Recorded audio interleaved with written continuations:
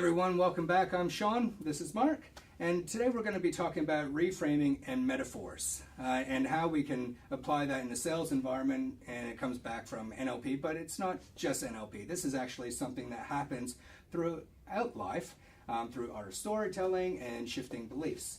But can you give us a little bit of a background on what reframing and metaphors? Yeah, reframing, it's changing the meaning of something that's happening. So instead of seeing it as a bad thing, being able to look at it in a different way. That's essentially what reframing actually is. So Milton Erickson, who's associated, I'm sure you would have heard his name in the NLP course you did, he's really tied in really with this theme of reframing. An example, practical, would be whereas a lot of psychotherapists and all the likes, if they're running a session with somebody, they need silence, right? Whereas Erickson was kind of the opinion, well, he's in the studio, there's going to be noise, so build it in. If there was banging going on in the room next door, rather than being, hey, I'm trying to do important work here, he'd incorporate that into the session, going, your life is literally full of noise. In fact, you can literally hear the banging going on, right? So he'd use that as part of the situation.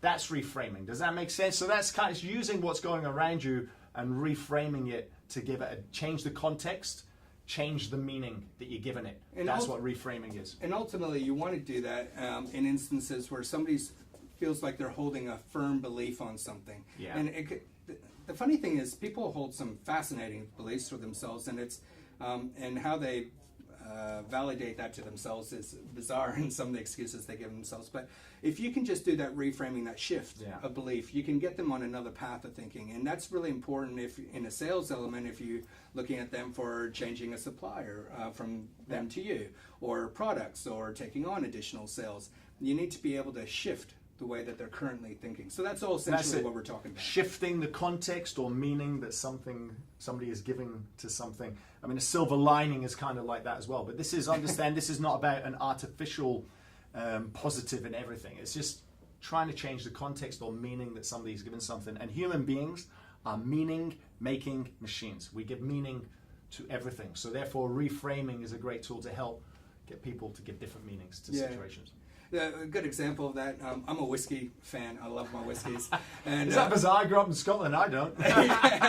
And there's a big shift for single malts, a couple decades ago. But blended whiskeys were pretty prominent in the market. But they went for single malt was saying, oh no, this is single origin. It's one place, and we're really focused on creating this an expression of its place. And people bought into that because they were thinking, oh, okay, I'm into that. The blended whiskey market came back and said, you know what though, that's all great, but we offer greater consistency through the quality of our blending. We can actually have more control, and then you have a greater experience. Oh, people going, oh, over here again.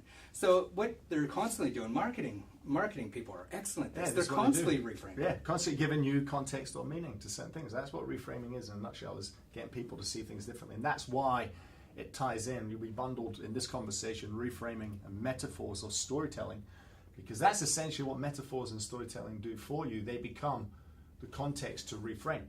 And I talk about this in my sales method. It's one of the most vastly underutilized tools, I think. Yeah. Because you can't tell somebody to look at something different. Try telling, the example I use often is, try telling a vegetarian they should eat a steak.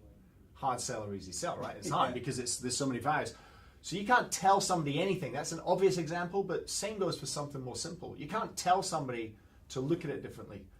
But a metaphor or a story or an analogy or reframing allows them to untangle their own thinking so they have a different perspective. So start seeing it as they've got one perspective, you want to create another one that allows them to see something from a different perspective. That's essentially what it is. That's what metaphors do. That's what stories do.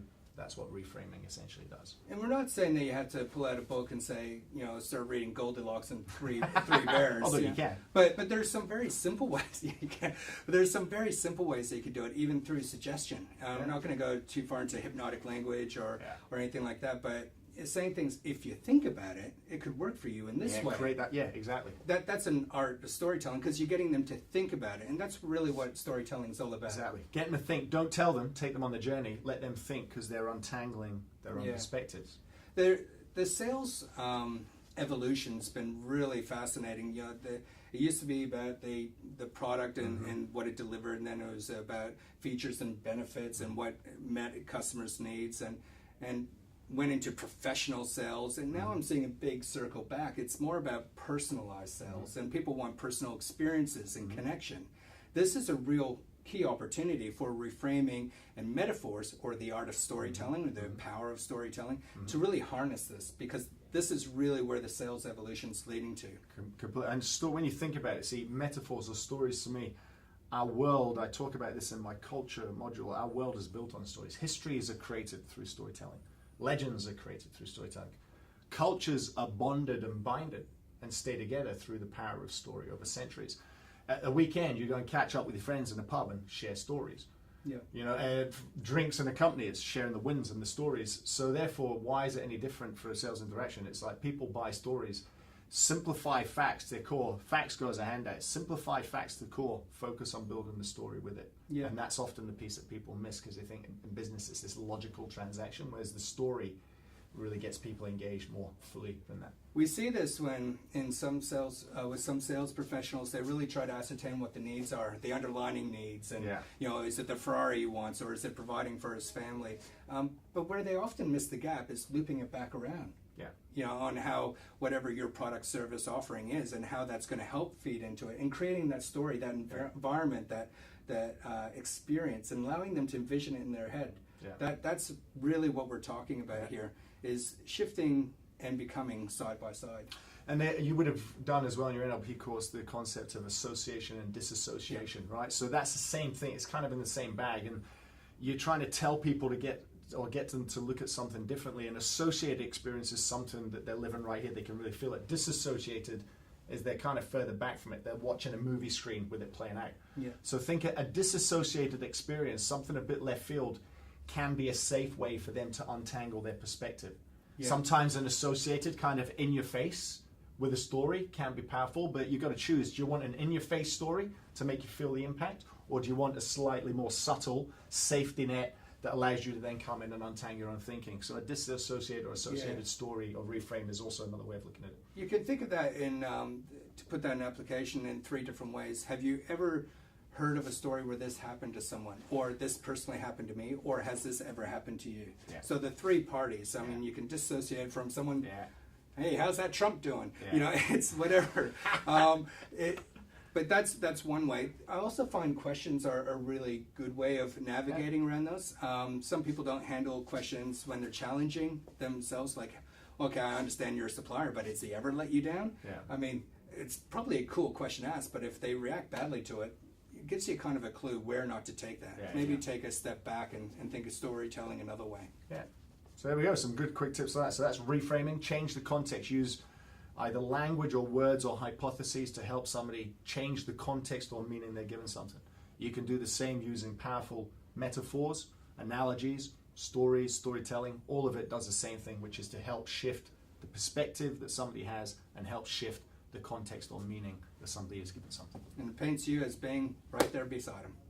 Excellent. Thanks very much. Stick around. What are we going to cover off next? Visual audio kinesthetic, I think. Sensory engagement. This is amazing. This is really good for sales professionals with large teams or individuals, but also gives you a little insights into what strengths somebody else might have.